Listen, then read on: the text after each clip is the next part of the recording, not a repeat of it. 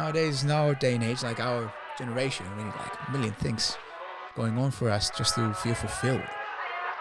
We just always, we're being told that we're not enough every single day. Just do more, do more, do more, do more. It's not good enough. And then one day you wake up, you're like, no, I'm just going to walk around without shoes on today. I don't care. I love that. Yeah, no shoes. There we go. Same. Thank you very much. Oh, no. I'm wearing shoes. Sorry. Australia, man. Damn it. Australia, mate. Yeah, you're really living the Australian life. I actually love that you can just go everywhere with no shoes. Yes. It's so good. And then I will visit my family in England and be like, wait, I have to wear shoes? This is so rude.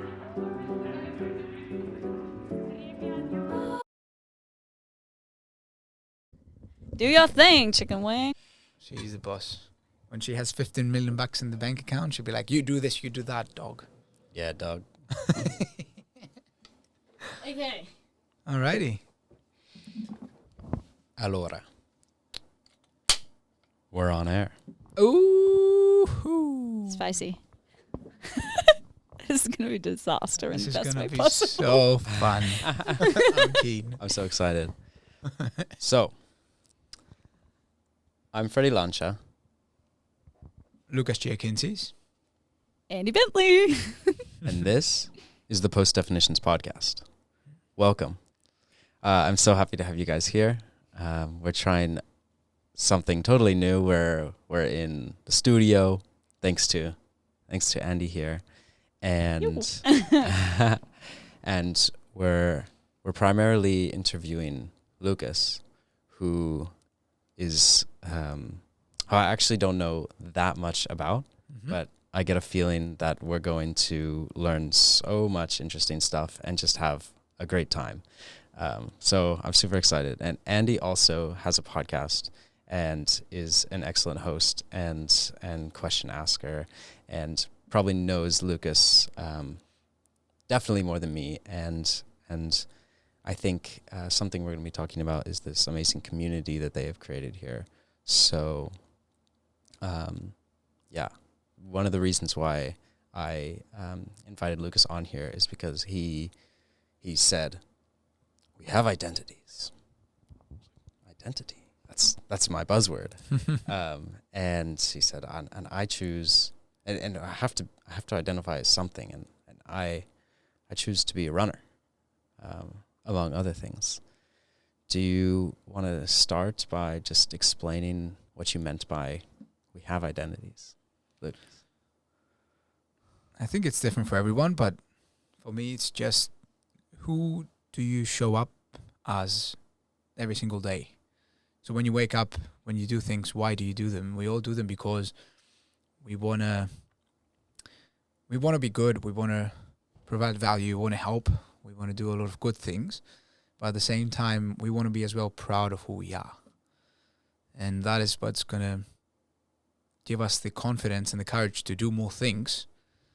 And the more aligned we are with who we are, the easier it's going to be to show up and feel confident and feel proud about who you are and what you actually accomplish and do in this world, I think. So, and as I said, it's different for everyone, but for me, that's basically how it is. It comes down to creating that confidence and courage for yourself around your identity and just doing what you say you will.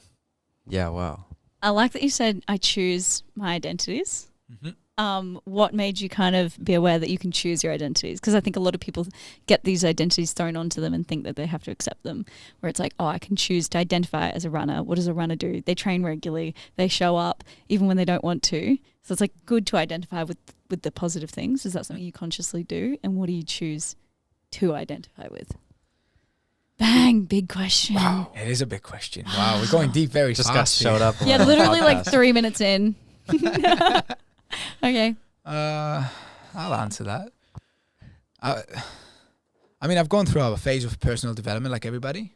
We all go through a phase of like not knowing what we do or how we're doing, and we just follow the crowd and test a lot of things, and we do a lot of mistakes, and we make a lot of mistakes, And yeah, there's one day where you just like decide to make a change, and then that change basically just intrigues a lot of questions. And a question that I always had was, who are you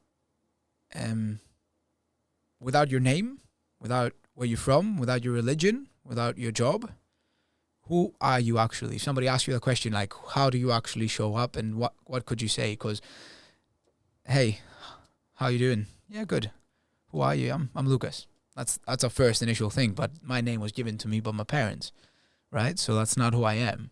It's my name. It's a part of my identity in some way. It's part of my story, but who I am and who I want to be, it has nothing to do with my name. I can be Lucas, but I could be an astronaut. I can be Lucas, and I can be, somebody that robs banks. Doesn't matter. Just because my name, that I am a runner, if that makes sense. So that's a question that came up, and that made me a bit think more about what does it actually mean? Who do you want to be, and who do you want to show up like every single day as a person? I hope that answers. It's not as deep as the question, but it's. No, that's good. But I'm curious, what is your answer to who is Lucas without the name, without the place? He's from Greece, by the way, but that's not who Lucas is. I would say, I don't know. I just made a decision. There was one day in my life where I made a decision, and I said I want to be somebody that people can rely on. And if they need something, they can turn around and ask a question. They can ask me for something. I am a bundle of energy and positivity most of the times. Not always, of course, but... Not when he's hangry. No, when I'm hangry. Do you know that? Yes, she So does. we were in Byron Bay for the weekend, and I experienced Lucas hangry, and I was like, oh my God, this is a different creature. I needed food. Lucas so has bad. left the building. I don't know who this character is. I started walking around myself just to find food. I can imagine on the beach. You have no idea. So good. But I appreciate it because I have a hangry alter ego. She's called Patricia. Like, I literally don't associate with her because I'm like, it's not Andy, it's someone else. So that's your hangry Yeah, it's identity. my hangry identity. There we go. There you go. Anyway, sorry, continue with the story. I just thought I'd call you out.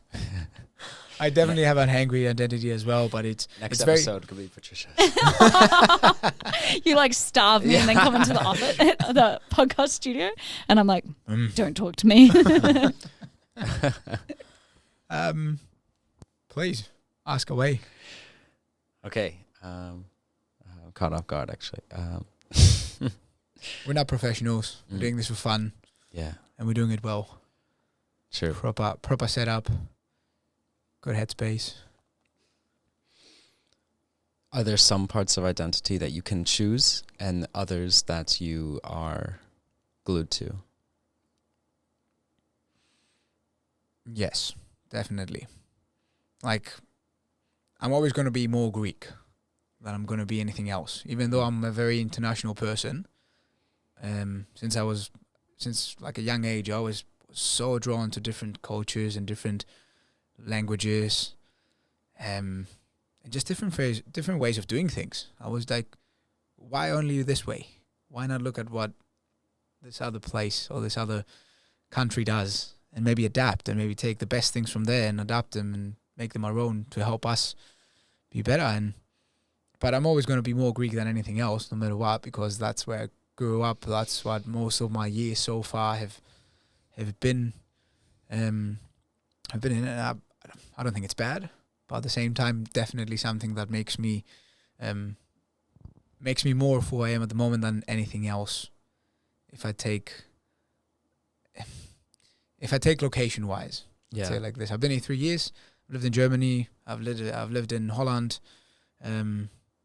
But yeah, most of it has come from me living back home and experiencing life there, and how it is, how chilled, relaxed it is, and how you can have fun every single day. It's not only like on the weekends. Wow, what a great basis. Yeah, But you got to take the bad and the good things, I think, of that as well. definitely. There are good and bad things coming from being more Greek than anything else. And you just got to be able to as well be honest with yourself and be like, okay, I am more Greek than anything else, but what does that mean in a negative way? What could it actually cause me growing up there? And what can I do to make sure that it doesn't affect the rest of my life and I learn to control it better? Wow, awesome. I feel like this is what the three of us all have in common, is we've all been, we've all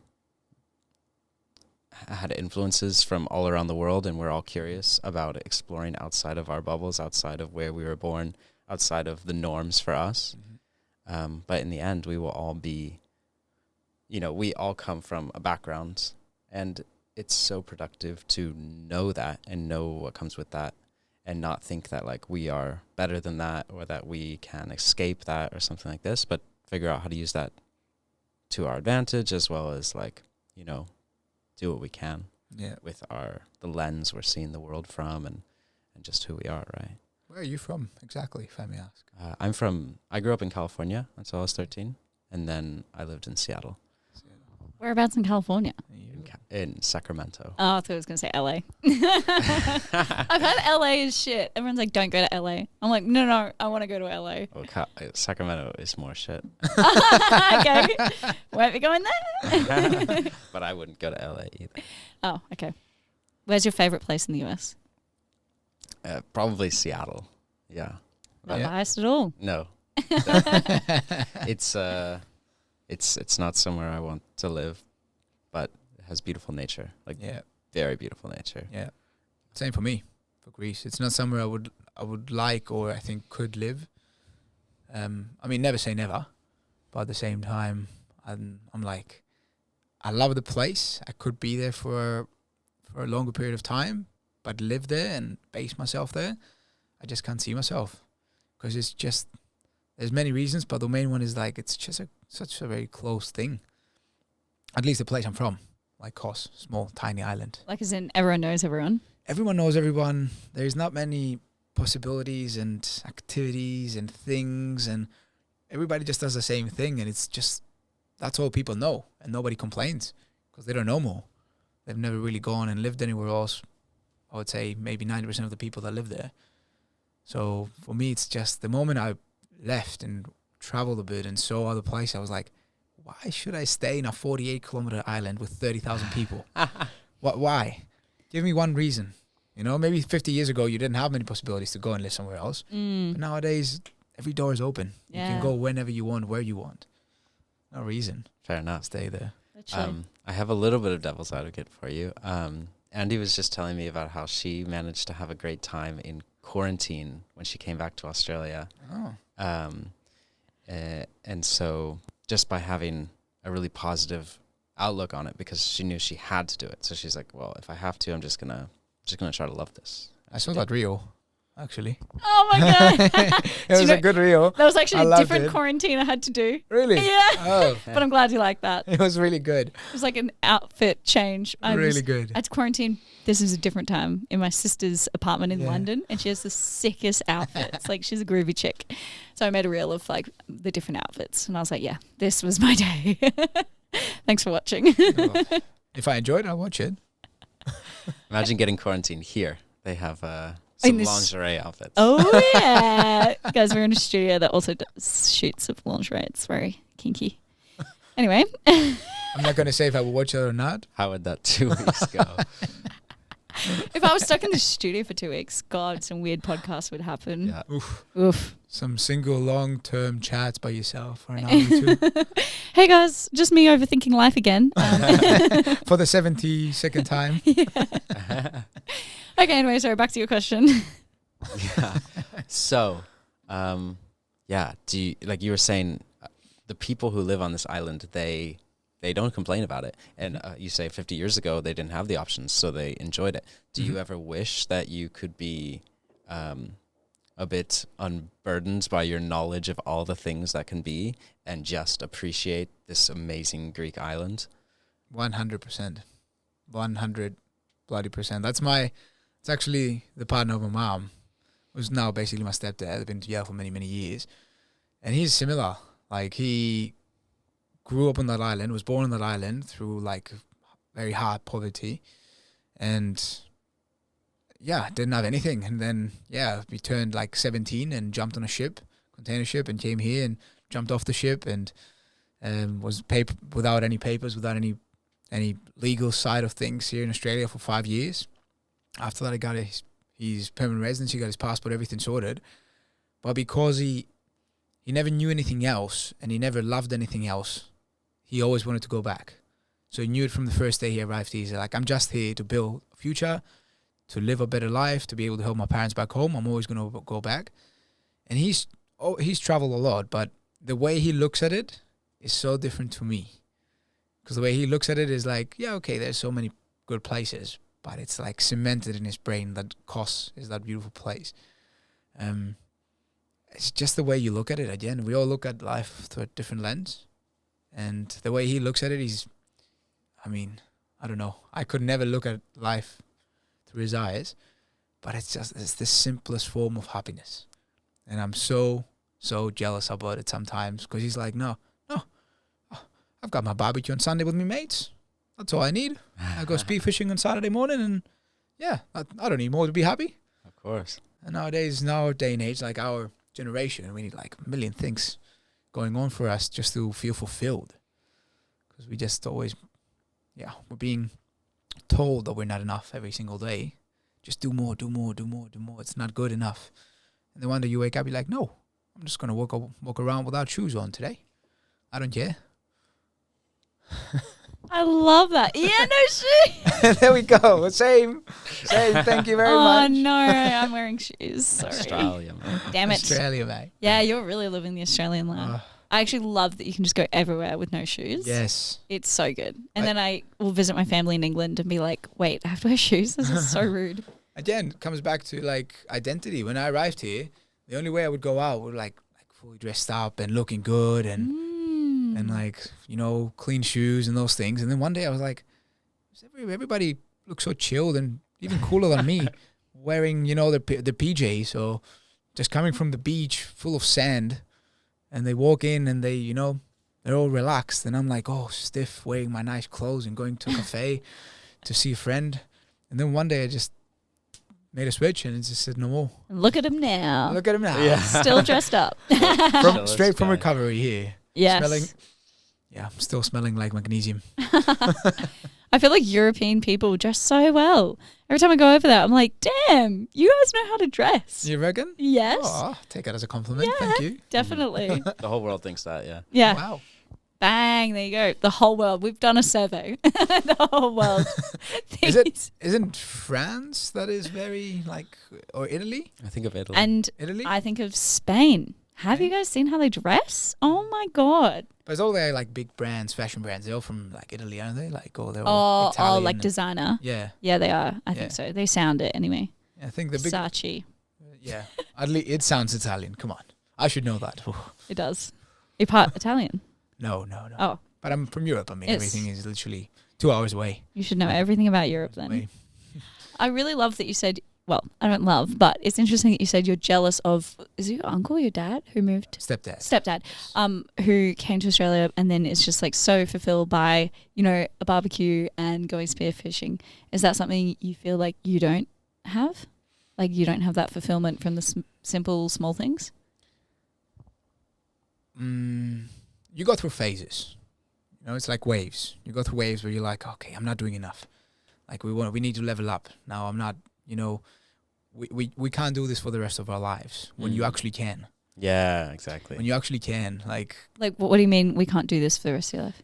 Barbecuing, chilling with your mates at your mom's house and enjoying and literally just having a great time, waking up in the morning and just relaxing and going to the beach. And it's not you telling yourself you can't do it, but it's just humanity. We want to grow, and humanity pushes you forward so you can create a better future, not only for yourself, but for your family, more safe, more secured. So by just chilling and doing that one thing that you always feel good with, at some point you just filled up with that so much that you can't fill up anymore. Like I said, it's not fulfilling you anymore. It's not hitting the spot. Yeah. Yeah. But I don't think there's anything wrong with that. I'm at the belief that I agree with, do you know Tony Robbins, guys? Mm-hmm. Yeah, Tony. Who always says progress equals happiness. Mm-hmm. And I agree. You can still go to barbecues and do all these beautiful things. I totally agree. But if you're not progressing in some aspect in your life, I think that's when people feel stuck and sad. Yes. In my opinion. Anyway. That is 100% true. 100% true. I can't answer the question of why I'm not fulfilled of just doing this at the moment, but I think it just has to do with as you said, you have to progress in some way Mm. and do more Mm. for yourself, so you can actually be aligned with where you wanted to be 5 years ago today. Mm. So that means you have to do different things. You can't be doing the same thing, like barbecue with your mates, chilling, smoking, relaxing, Yeah. and having a bottle of whiskey just because that's fun at that Yeah. time. Yeah. I think you can still sprinkle those in, but then you also need to be. Mm-hmm. That's how I work anyway. But I have a question for both of you guys. Okay. She's thought of that. Expect something big. Okay, so Freddie, you can go first. Okay. The question I have for you is drum roll please, is if you could meet Freddie 5 years ago, he's in this room and he's seeing you now, what would little Freddie 5 years ago say? Would he be like, wow, this is pretty cool? Would he be like, what? Like, what do you reckon his reaction would be seeing what you're doing now in life?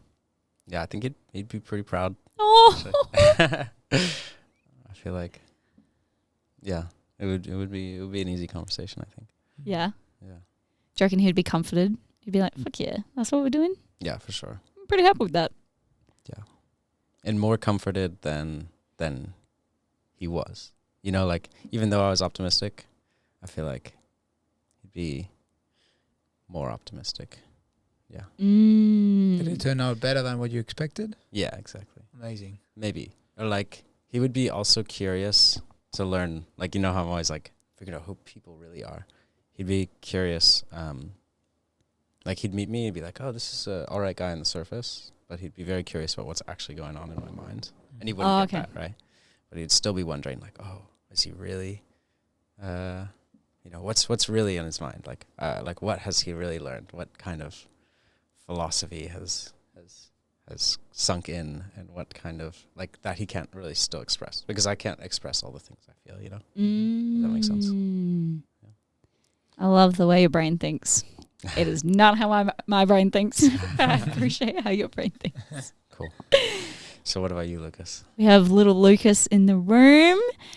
Are you 25? 30. What? Yeah, actually. 30 years old, yes. I don't look like it, do I? No. No, Live a healthy pinky life. promise. Pinky promise. Pinky. What? Why should I lie? Pinky. We're all pinky promising. You could definitely, If you're not you could watching the definitely video. be our age. I know. I hear it a lot. Okay, so we have 25-year-old Lucas in the room. Oh, perfect. Yeah, 25. Okay, let me think. What's 25-year-old Lucas feeling about 30-year-old Lucas? About where I am now? Yeah. Super proud, super grateful, and excited about what's still to come, Oh, I would say. love it. Love it. Yes. Coming to Australia was a goal when I was like 10, 12 years old. And the things I had to go through and the things that had to happen for me to actually make the decision to go to the other side of the world without knowing nobody, they're crazy.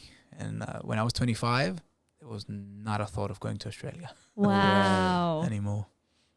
So 25-year-old you would be like, what the fuck, man? What have you done? In the best way possible. He'll be like, he'll be like, what are you wearing? You're not dressed up. 100%. 100%. Yes. What are you wearing? What is this? What is this haircut? What are you doing? I love to hear that you made such a change at that age. I think a lot of people are under the impression that you just don't change that much between those years. Oh, you change. Ooh. A lot. A lot. I don't know. How old are you guys? I'm 23. Hit me. Me too. You're 23 as well. Okay. If you could go back to 23-year-old you, what advice would you have? Asking for a friend. It's me. It's me. I'm the friend. What advice I would have with 23? It's me and Freddie. Stop hustling and start traveling. Stop hustling and start traveling. Travel more. Ooh. Go around the world. Build a network of amazing individuals that in some way or form are doing the same like you. Because the only way to find them is to do the same thing in some way. Yeah, because time and time again, the more people you meet, the more stories you hear. Time and time again, I hear the same thing. Oh, I was traveling there, I met this guy, then he met me, he introduced me to this person, and this happened, and then this was created. Yeah. Like if I would never have traveled, and I would just stay where I am, hustled my bum off to make it happen and make a bit more money, this would never have happened. So that's the biggest advice I would give myself. If I could go even younger, like 18, 19, I would be like, don't study, travel. Ooh. Did you go to uni? I did. Did you go to uni? Oh, yeah, you did, because you went on an exchange. But I did something cool. I didn't do something cool. What'd you do? I did tourism management. Oh, that's fun. So I've got 3 languages. My mom was like, oh, you should do that. This is going to be really good. And you can, climb the ladder in a hotel and be a manager. I was like, oh, it doesn't sound that bad. That's all you know back home, Like, oh, I would like to be a manager in a hotel. But the moment you get in it, you're like, damn, I'm not doing that to myself for the rest of my life. So you would also tell them dream bigger. Oh. Yes, 100%. 100%. From what you're thinking, like, just 10 times minimum, if not more. 10 times minimum of what you're thinking when you're like 18 or 19, because you don't know anything by that time. So what you're dreaming is in proportion to your resources and your network and your knowledge at this point. So if you think 10 times bigger, all that's going to happen, all those things get 10 times bigger with time. And then you end up maybe not 10 times bigger, but 5 times bigger than what you actually thought. Yeah.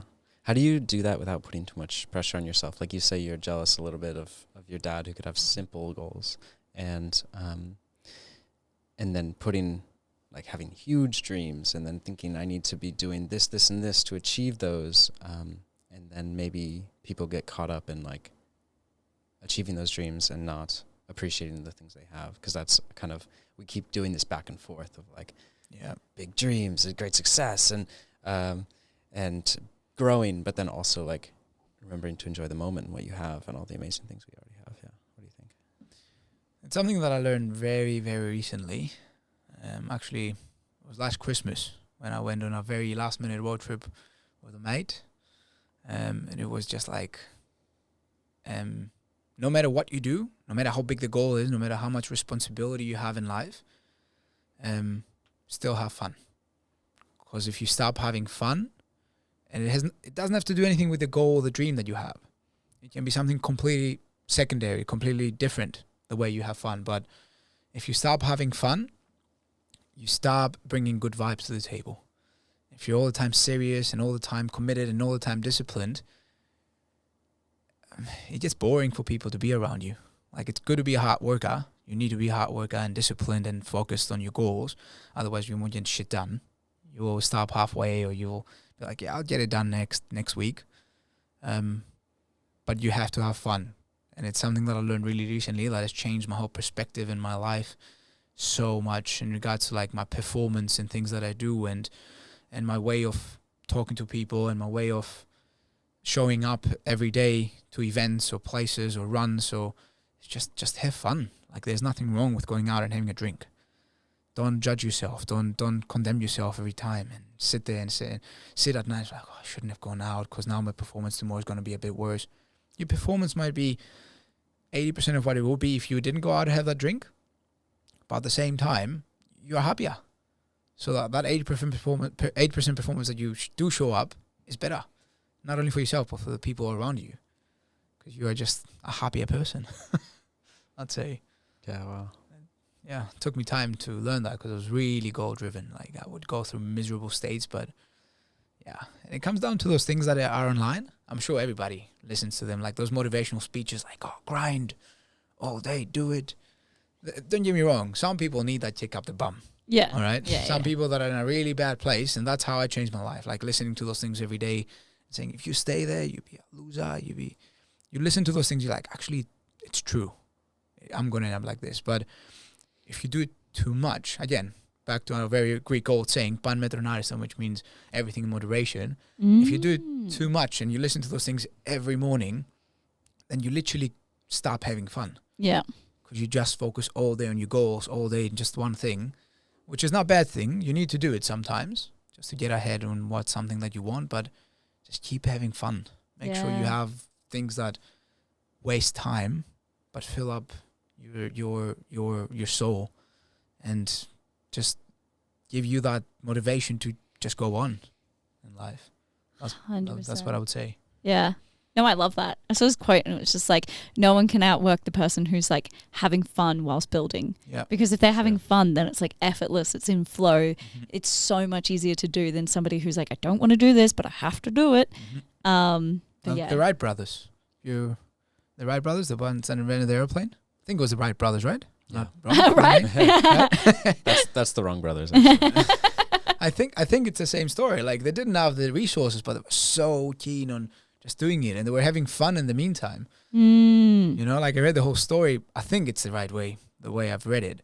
Like there was this very rich person that tried to do that, the task, and it didn't end up, even though he had all those resources, doing all those things, and they just went and did it because they had fun. They had people around them, and they created this atmosphere, and the whole thing was just like a piss take.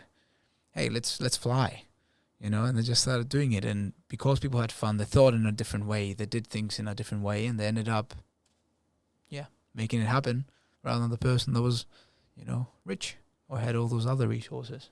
Yes. No, I completely agree. I think like as long as you're having fun, and like I'd say, 85-90% of the time. Sometimes you just have to do the thing that you don't really want to do to get to where you want to be. Yep. But if you can make majority of it fun and even make the tasks that are less desirable, turn them into fun, make it in a fun way. I love making like boring tasks fun. Then you're sweet. Make it so much easier. Yeah, definitely. Make it so much easier. Do you think how much of the things that you find fun are productive, and how much did you have to find a way to frame the things, To accept them. frame the productive things as fun? Like, Okay. how much did you search for fun things that are productive, or how much did you turn productive things into something fun? If that makes sense. I'd say it's the first for me. The way you just explained it, for you it's like the secondary. So you framed productive things that were not that fun into being fun. For me, it's more like I'm doing fun things so I can go into the not so fun things more energized, more fulfilled, and be like, yeah, I've got to do it, but I'm really happy that I did this yesterday. So I can get this done today. Yeah. It has to happen, but I am okay because that's what life is. It's not only fun and it's not only hard work. There has to be a certain balance of both. And as long as you have that and you're okay with maybe sleeping an hour less, but having a bigger smile on your face when you wake up in the morning, but maybe feeling slightly a bit more tired, then again, that's you. That's your identity, I would say, in some way. If you say, I'm okay with that, that's me. I'm sleeping 1 hour less, but I'm going to go there and I'm going to be more fulfilled and more happy and more productive because I did this yesterday. So thumbs up to basically for me doing the first that you said rather than the second. Yeah, cool. Framing the So like sprinkling in fun things throughout your week so that when you have to do the non-fun things, you're like, it's all good because I've got this to look forward to, or I've already done this. Exactly. Yeah, I like that. Exactly. I instantly just thought of like you going to Hedges in the Mind Pack, which is a community, which we can talk about if you want. Changed my life. And then, going into work because you're going into work feeling like really full because you've just had connection, movement, coffee. Yeah. Can we please talk about that? Do you guys Literally wanna feels like a explain? Saturday. Yeah, literally. Feels like a Saturday morning on a Wednesday, and you go into your job feeling so different than you would if we didn't have that happening. You in? I can't hear. Oh, no, I can. You press it in? Yeah. Yes. Okay, thanks. Perfect. Awesome. Sorry. Legs are moving. All good. He's excited. He's like, you've got me on the passion. Mind back. I'm ready to You've run. been there once. Yeah. We've been there obviously a few times. Yeah. Do you want to explain what it is briefly for the viewers? So Mindpack, as an example, started as a men's mental health group. So they started there every Wednesday morning, met up at 6 a.m. It was just men at the beginning. I think it must have been now more than a year. But more than a year, maybe 2 years, I'd say, roughly. So I'm not super heavily involved in Mindpack. Big fan of it, and that's how basically everything started. But I know a lot about it, and and then it just became a thing where people knew Wednesday mornings they can rock up no matter what's happening, and they started doing as well like events, sort of podcasts or guest speakers at some point. And then the founder of Mindpack left because his wife did like the Pedal of Oz. So she paddled around Australia. Crazy. Is that Bonnie? Bonnie. Sorry, my microphone was off. I said, is that Bonnie? Bonnie, yes. Cool. Yes. Okay. She's amazing.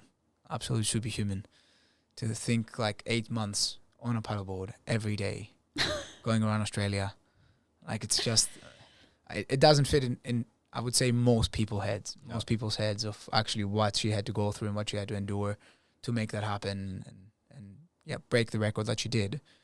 But yeah, Mindpack was going really well. Then Maddie, who started it, had to go for 8 months because he obviously supported his wife through that. And then, yeah, slowly, obviously, became a little bit less. When the person that starts it becomes a little bit more of a, what do we do now? Yeah. Where do we go? But that's all right, because that's when, again, new doors open. New things are happening. Different things are happening in that group. And now it is what it is. Basically, people rock up on a Wednesday morning at 6 a.m. with their towels. No matter how. Doesn't matter if they're hangover. Doesn't matter if they're tired. Doesn't matter if they haven't slept. Doesn't matter if they had a training session before. We all just rock up. We quickly have a nice reminder about something really nice, such as like call your mates, check in with them, give them a quick call, which helps me so much with my mates back home. Because there are some that are going through tough times, and giving them a call is just makes such a big difference in their lives. And then just jumping in the ocean, which is sometimes a very hard thing to do, especially in winter. Jump in the ocean, and then we all have coffee at Rafiki, which is just such a beautiful, beautiful place. I have been going there for more than a year now. And there has not been one time on a Wednesday morning where I sat there and was like, I'm bored. Yeah. And I've been places where I'm just sitting there, I'm like, with like 10 or 15 people, I'm bored. No, it's like so free because you're like there, nothing on, just basically your swimmers. We're all naked. Plot twist. It's a nudist hangout. I'm kidding, guys. We don't do that. It's coming. In Berlin now, women are allowed to be topless.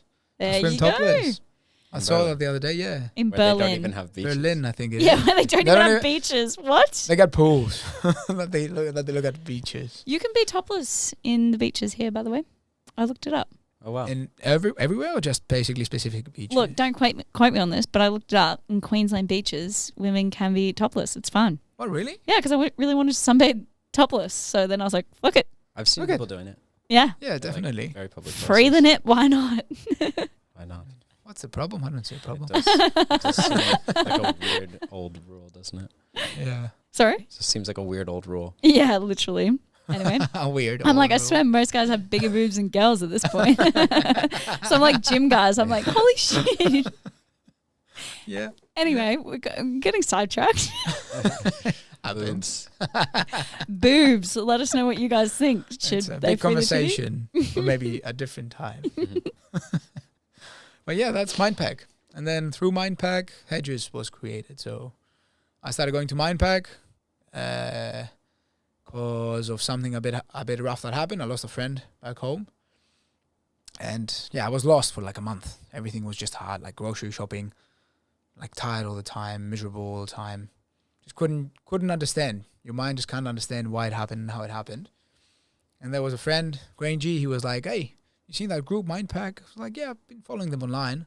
I wanted to go, but I don't know anybody. And he's like, yeah, same. Do you want to rock up? I was like, yeah, why not? Let's go. Sick. And we just basically 2 weeks later, I said, well, let's go. But he's always late. Everywhere. Okay? This guy. Always and everywhere. He's the pure soul. Most lovable person, but his time management is horrific. So I rock up and like he's not there.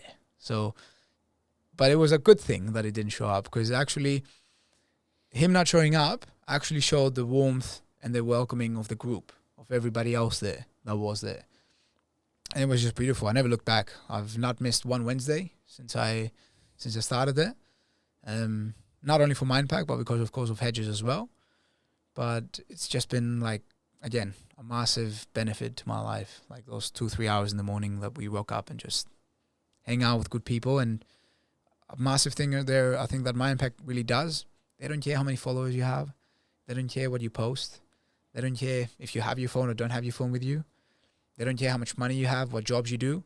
I don't know nobody's jobs there. Yeah, no, literally. That is a conversation we never have, and I love it. Nobody cares. Yeah. That's the conversations you have with people that, like, oh, what do you do for life? Well, yeah. where do you live? nobody has those kind of conversations. How was your weekend, mate? Good. How was your last week? Good. Amazing. What did you do? Well, I was at the surf competition. Amazing. Beautiful. What did you do? This and that. Nobody cares of religion. And then slowly you start building friendships more and more. Then you go out other places and then you start meeting those people and getting to know them more. But that's something that I really love about Mindpack. You know, nobody really gives a damn who you are, where you're from, what you do, how much you earn, what job you have. Just all rock up and they're all equal for that time. That's a amazing. beautiful thing. Wow, so it's so hard to create. I wish we could help give advice of like how to create a community like that. But I think, I don't know. Do you have any Action? I'd say it was when I was at Blakey's podcast. The Montana Project was the first one I've ever been on. Pretty nervous, I'd say. Having a mic in your face and headphones on and speaking to somebody. But yeah, he asked me a similar question. He said, what would be, one thing, if you had a big billboard for everybody to see, what would you write on it? I said, just take action. Like, you might not be the best runner in the world. If we go back to identity as an example, there are people out there that identify as really good runners, and they are really good runners. They win, they place in races and all those kind of things, but they don't identify as leaders of the running community, or they don't identify as leaders of a run club. They are really good at what they do. They are inspiring. They change people's perceptions of what's possible.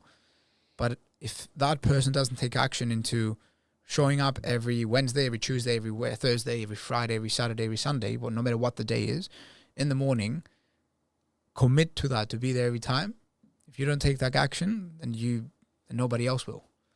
So I would say definitely it's just about just take action. Go there, do it every day for a month, 2 months, 3 months. People will see.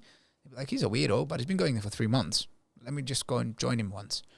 And then it slowly becomes. That's what I would say. That's so good. You're like setting the standard and the example.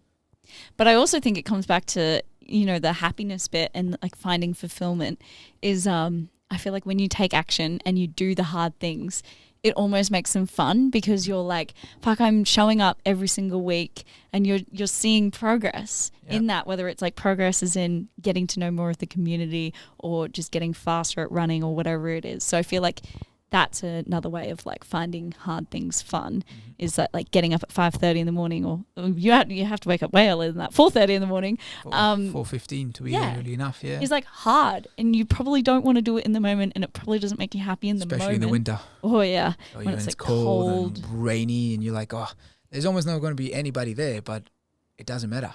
Yeah. That's who I am. That's what I do on Wednesdays and that's what I'm going to do. Love it. I think it's sprinkled with good things like you talked about. Yeah. Because I would feel like such an idiot actually waking up at 5 a.m. and running. If I was just on my own, I'd be like, what am I doing? No. Yeah. Like, it's so much harder to do it by yourself. Yeah. No, you can do it when you have a goal, but if you just want to do fitness, just getting up and going for a run is weird. Don't get me wrong.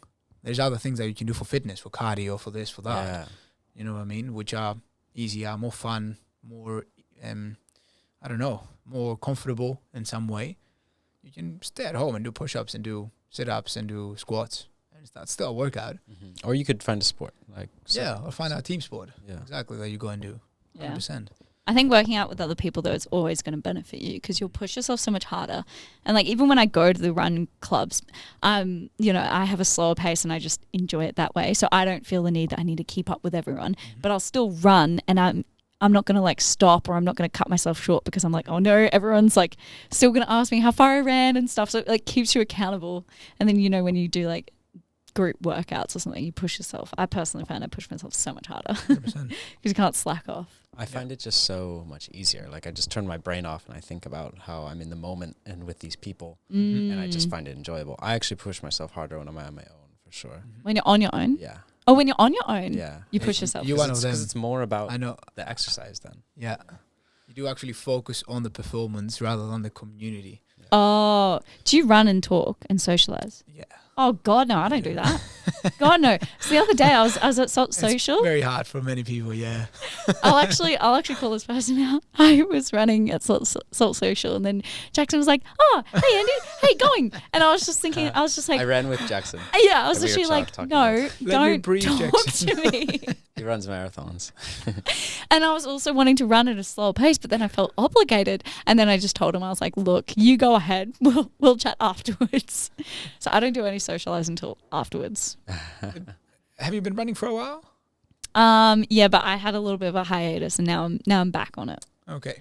Yeah. It's like with time, slowly it gets easier. Yeah. And then you can do your normal pace and talk. Yeah. So obviously it comes down to obviously training and those kind of things. Yeah. Trust me, when I started training, don't look at me, don't talk to me. Yeah, don't talk to me. I did about a year, about a year of solo running. I just didn't want to join anybody. I didn't feel confident enough. And one day I got a message online from Adrian, and he was like, "Hey, man, we got this running event happening on Saturday with was like an old running group, Run for Your Life. It was called Kent.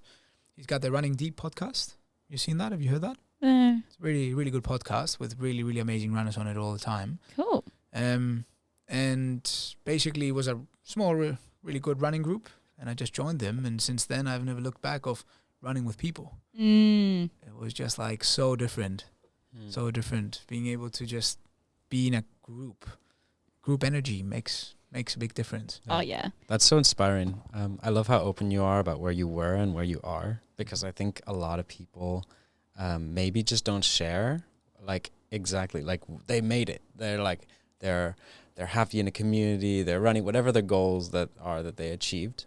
They moved to a new country, and then they don't talk about how hard the journey was, how they didn't think they were going to do it 5 years ago, how they were just had a different personality a few years ago, but you changed your identity, and that gives so much potential for people who feel like they can't do it.